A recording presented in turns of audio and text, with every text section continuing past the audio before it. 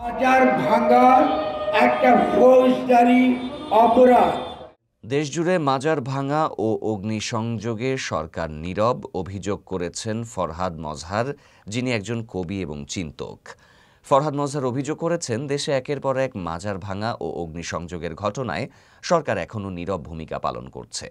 তিনি বলেন, এটি ফৌজদারি অপরাধ হলেও কেউ গ্রেপ্তার বা বিচারের আওতায় আনা হয়নি।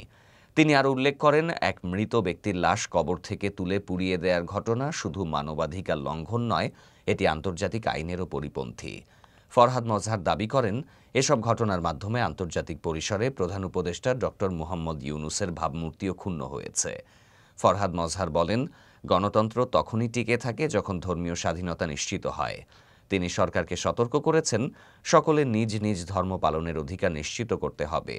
প্রতিবাদ সভা থেকে আগামী ৩রা অক্টোবর কেন্দ্রীয় শহীদ মিনারে জাতীয় সুফি ঐক্য ব্যানারে জাতীয় সমাবেশের ডাক দেয়া হয়েছে। আয়োজকেরা শিগগিরই সংশ্লিষ্ট উপদেষ্টাদের সাথে আলোচনা করে কার্যকর ব্যবস্থা গ্রহণের দাবি জানাবেন।